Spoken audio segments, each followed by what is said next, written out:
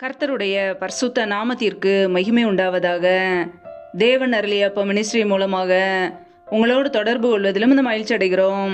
இன்றைக்கும் இந்த நாளிலும் தேவன் நமக்கு கொடுக்கிற வார்த்தை லூக்கா எழுதிய சுவிசேஷ பகுதி 18ஆம் அதிகாரம் 7-8 ஐய வசனங்கள். அந்தபடியே தேவன் தம்மை நோக்கி இரவும் பகலும் கூப்பிடுகிறவர்களாகிய தம்மால் தெரிந்து கொள்ளப்பட்டவர்களின் விஷயத்தில் நீடிய பொறுமை உள்ளவராய் இருந்து அவர்களுக்கு நியாயம் செய்யாமல் இருப்பாரோ, சீக்கிரத்தில் அவர்களுக்கு நியாயம் செய்வார் என்று உங்களுக்கு சொல்லுகிறேன். ஹல்லேலூயா. கிறிஸ்துவுக்குள் பிரியமானவர்களே, கர்த்தராய் இயேசு கிறிஸ்து இப்படியாக கூறுகிறார்.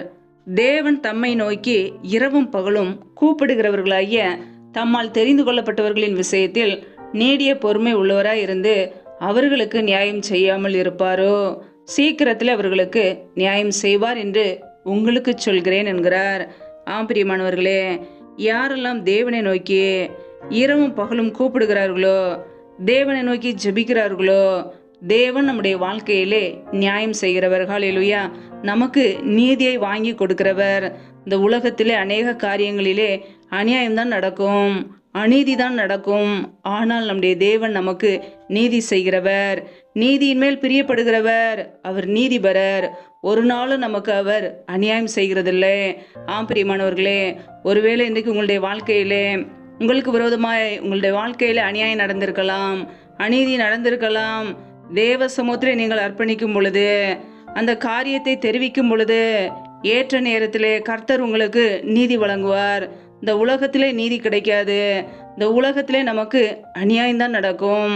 ஆனால் தேவ சமூகத்திலே காத்திருக்கும் போது, இரவும் பகலும் தேவனை கூப்பிடும்போது அவர் நமக்கு நியாயம் செய்வார். ஹல்லேலூயா. நம்முடைய தேவன் நீதியில் பிரியப்படுகிற தேவன். ஹல்லேலூயா. ஒருவேளை உங்களுடைய வாழ்க்கையிலே உங்களுக்கு விரோதமாய் யாராவது உங்களுக்கு அநியாயம் செய்திருக்கலாம், உங்களுடைய வாழ்க்கையை கெடுத்திருக்கலாம், உங்களுடைய வேலையை கெடுத்திருக்கலாம், உங்களுடைய சொத்துக்களை அபகரித்திருக்கலாம், உங்களுடைய பணத்தை ஏமாற்றியிருக்கலாம். உங்களுக்கு ஏதோ ஒரு காரியத்திலே அநியாயம் நடந்திருக்கிறதா? கர்த்தருடைய சமூகத்தில் நீங்கள் அர்ப்பணிக்கும் பொழுது கர்த்தர் உங்களுக்காக வழக்காடுவார். ஹல்லேலூயா.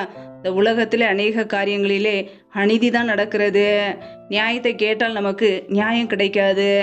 ஆனால் கர்த்தர் நம்முடைய வாழ்க்கையிலே நீதி செய்கிறவர்.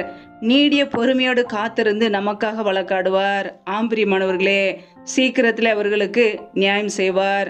நமக்காக நியாயம் செய்கிற தேவன் நம்மோடு கூட இருக்கிறார். ஹல்லேலூயா. நம் சோர்ந்து போகாமல் ஜெபிக்க வேண்டும். தேவனை நோக்கி இரவும் பகலும் கூப்பிட வேண்டும். அவருடைய சமூகத்திலே மன்றாட வேண்டும். நம்முடைய விண்ணப்பங்களை தேவ சமூகத்திலே வைக்க வேண்டும். ஒருபோதும் சோர்ந்து போகக்கூடாது. நம்முடைய வாழ்க்கையிலே நியாயம் கிடைக்கவில்லை என்று சோர்ந்து போகாமல் தொடர்ந்து காத்திருந்து ஜெபிக்கும் பொழுது ஏற்ற நேரத்தில் கர்த்தர் நமக்காக நியாயத்தை வாங்கி கொடுப்பார். ஹல்லேலூயா. நம்முடைய வாழ்க்கையில நடக்கிற எல்லா காரியங்களையும் தேவன் அறிந்திருக்கிறார். நம்முடைய இருதயத்தை அவர் அறிவார். பிரியமானவர்களே, நம்முடைய வாழ்க்கையிலே என்னென்ன காரியங்கள் நடந்திருக்கிறது, அது நீதியான காரியங்களா அநீதியான காரியங்களா என்பது கர்த்தருக்கு தெரியும். பிரியமானவர்களே, அவர் நம்மை ஒவ்வொரு நாளும் ஆராய்ந்து அறிகிறவர். நம்முடைய உள்ளின் திரியங்களை ஆராய்ந்து அறிகிறவர். அவர் நீதிபரராய் இருக்கிறார். நம்முடைய வாழ்க்கையிலே நமக்கு விரோதமாய் அநியாயமான காரியங்கள் நடந்திருக்கும் என்றால் கர்த்தர் ஏற்ற நேரத்தில் நமக்காக நியாயம் செய்வார். ஹல்லேலூயா. சோர்ந்து போகாமல் நாம் எப்பொழுதும் ஜெபம் பண்ண வேண்டும் என்பதற்காக கர்த்தர் நமக்கு அங்கே ஒரு ஊமையை கற்றுக் கொடுக்கிறார். அதற்கு முந்தைய பகுதியை நாம் வாசிக்கும் பொழுது அங்கே ஒரு பட்டணத்திலே ஒரு நியாயாதிபதி இருந்தார். அந்த நியாயாதிபதி தேவனுக்கு பயப்படாதவர், மனுஷரை மதியாதவர் என்று வசனம் சொல்கிறது. அதே பட்டணத்திலே ஒரு விதவையும் இருக்கிறாள். அந்த விதவை எப்பொழுதுமே அந்த நியாயாதிபதி இடத்தில் போய் எனக்கும் என் எதிராளிக்கும் இருக்கிற காரியத்திலே எனக்கு நியாயம் செய்ய வேண்டும் என்று அவள் விண்ணப்பம் பண்ணினாள் என்று வசனம் சொல்கிறது. வெகு நாள் வரைக்கும் அந்த நியாயாதிபதிக்கு மனதில்லாது இருந்தது. நான் தேவனுக்கு பயப்படாமலும் மனுஷனை மதியாமலும் இருந்தும் இந்த விதவை எப்பொழுதும் என்னை தொந்தரவு செய்கிறபடியினாலே இவளுக்கு நியாயம் செய்ய வேண்டும் என்று தனக்குள்ளே சொல்லி கொண்டார் என்று பார்க்கிறோம். பிரியமானவர்களே, அநீதியுள்ள அந்த நியாயாதிபதியே தன்னுடைய இருதயத்திலே இந்த விதவைக்கு நியாயம் செய்ய வேண்டும் என்று யோசிக்கிறார். ஆனால் நம்முடைய கர்த்தர் நம்முடைய வாழ்க்கையிலே நியாயத்தை வாங்கி கொடுக்கிறவர். ஹல்லேலூயா. அவருடைய சமூகத்திலே காத்திருந்து ஜெபிக்கும் பொழுது, சோர்ந்து போகாமல் கர்த்தரை கூப்பிடும் போது உங்களுடைய வாழ்க்கையில உங்களுக்கான நீதி கிடைக்கும். ஹல்லேலூயா. உங்களுக்கு விரோதமாக யார் எழும்பி இருக்கலாம், எந்த தீமை நடந்திருக்கலாம், தேவ சமூகத்திலே தெரியப்படுத்தும் பொழுது கர்த்தர் அதற்கான காரியங்களை ஏற்ற நேரத்திலே செய்து முடிப்பார். ஹல்லேலூயா. ஒருவேளை உங்களுடைய சொத்துக்களை இழந்திருக்கலாம், உங்களுடைய வாழ்க்கையிலே அநேக காரியங்களை நன்மைகளை இழந்திருக்கலாம். அநியாயமான காரியங்கள் நடக்கும்போது தேவ சமூகத்திலே தெரியப்படுத்துவோம். கர்த்தர் நமக்காக நீதி செய்வார். ஹல்லேலூயா. சீக்கிரத்தில் நம்முடைய வாழ்க்கையிலே நீதியை வாங்கி தருவார். நம் நீடிய பொறுமை உள்ளவர்களாய் காத்திருந்து ஜெபிக்கும் பொழுது கர்த்தர் நம்முடைய வாழ்க்கையில நன்மைகளை கொடுப்பார். ஹல்லேலூயா. கர்த்தருடைய பிள்ளைகள் சோர்ந்து போகாதிருங்கள். எப்பொழுதுமே தேவ சமூகத்திலே நம்முடைய விண்ணப்பத்தை வைக்கும் பொழுது அவர் பார்த்து கொள்வார். இந்த உலகத்திலே போய் அநேக காரியங்களை நாம் நடப்பிக்கும் பொழுது அதனால் எந்த நீதியை நாம் பெற்றுக்கொள்ள முடியாது. நாம் சோர்ந்து போய்விடுவோம். தேவ சமூகத்திலே தெரியப்படுத்துவோம். நமக்கான காரியங்களை கர்த்தர் வாய்க்க பண்ணுவார். ஹல்லேலூயா. கர்த்தர் தாமே உங்களை ஆசீர்வதிப்பாராக. ஆமேன். நம்மை நாமே அவருடைய சமூகத்திலே தாழ்த்தி அர்ப்பணித்து ஜெபிப்போம். ஜெபம். எங்களை அதிகமாய் நேசிக்கிற எங்கள் அன்பின் பரலோக பிதாவே, மை துதிக்கிறோம், ஸ்தோத்திரிக்கிறோம் அப்பா. இந்த நாளிலும் கூட நம்முடைய வார்த்தைகளோடு எங்களோடு பேசினீரே, அதற்காக ஸ்தோத்திரம். ஒவ்வொரு நாளும் கனின்மணி போல எங்களை பாதுகாத்து கிருபையோடு ஜீவனோடு வைத்திருக்கிறீரே, அதற்காக நன்றி அப்பா. எங்களுடைய தேவைகளை எல்லாம் சந்திக்கிறீரே, நன்றி. ஒவ்வொரு நாளும் உண்ணவும் உடுக்கவும் தங்குவதற்கு இடம் கொடுத்து எங்களை பாதுகாக்கிறீரே, நன்றி அப்பா. பிரயாணங்களிலே போகும்போது வரும்போது எங்களை பாதுகாத்தீரே, நன்றி. இப்பொழுது இணைந்திருக்கிற ஒவ்வொரு பிள்ளைகளையும் உடைய கரங்களிலே அர்ப்பணிக்கிறோம். என் தேவன் தாமே ஒவ்வொரு குடும்பங்களையும் பாதுகாத்து கொள்வீராக. பிள்ளைகள் செய்கிற வேலைகள், வியாபாரங்கள், தொழில்கள் எல்லாவற்றையும் ஆசீர்வதிங்க. என்னென்ன காரியங்கள் செய்கிறார்கள் எல்லாவற்றையும் வாய்க்க பண்ணுங்கப்பா. கர்த்தரே கூட இருந்து வழி நடத்துங்க. எந்தெந்த குடும்பங்களிலெல்லாம் பலவீனத்தோடு, சோர்வோடு, வியாதியோடு கஷ்டப்படுகிறார்களோ என் தேவன் அவர்களுக்கு சுகத்தை கொடுங்க, பலத்தை கொடுங்க, ஆரோக்கியத்தை கட்டளையிடுங்கப்பா. உடைய சுகமாக்குகிற கரம் பிள்ளைகளை தொட்டு சுகமாக்கட்டும், விடுதலையாக்கட்டும். பலவீனத்திலே உடைய பலன் பரிபூரணமாய் விளங்கட்டும். உடைய நன்மையினால் நிரப்புங்கப்பா.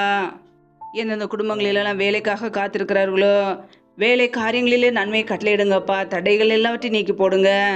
யாரெல்லாம் திருமணமாகி நீண்ட நாட்களாக குழந்தை இல்லாமல் குழந்தைக்காக காத்திருக்கிறார்களோ என் தேவன் அந்த பிள்ளைகளை ஆசீர்வதிங்கப்பா. பிள்ளைகள் கர்த்தரால் ஒரு சுதந்திரம், கற்பத்தின் கனி அவரால் கிடைக்கும் பலன் என்று வேதத்தில் வாசிக்கிறோம். என் தேவன் ஆசீர்வதிங்க. தடைகள் எல்லாவற்றையும் நீக்கி போடுவீராக. ஏசு கிறிஸ்துவின் பலமில்ல நாமத்தினாலே தடைகள் முற்றிலுமாக நீக்கப்பட்டு போவதாக. ரீபா கபா ரஷாக்கா ரதனமார் சந்தரோ ரீபா ரபா ரபா தூ ரபா கே ரேஷே கேபே லபரா ஹந்தரா. தடைகள் விலகுவதாக ஏசு கிறிஸ்துவின் நாமத்தினாலே.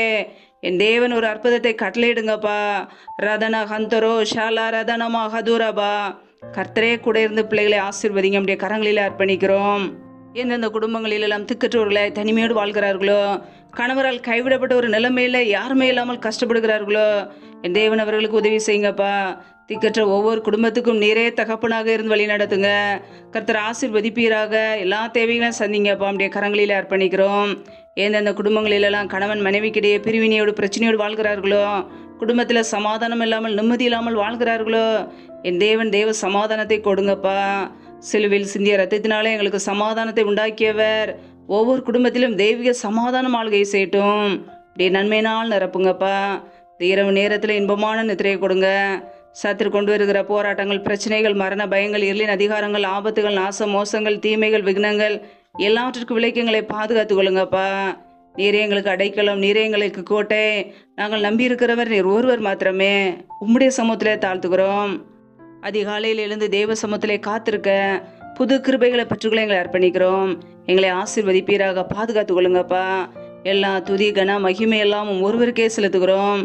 ஏசு கிறிஸ்துவின் மூலம் ஜெபிக்கிறோம் ஜீவனுள்ள நல்ல பிதாவே. ஆமேன். கர்த்தர் தாமே உங்களையும் உங்கள் குடும்பங்களையும் ஆசீர்வதிப்பாராக. ஆமேன்.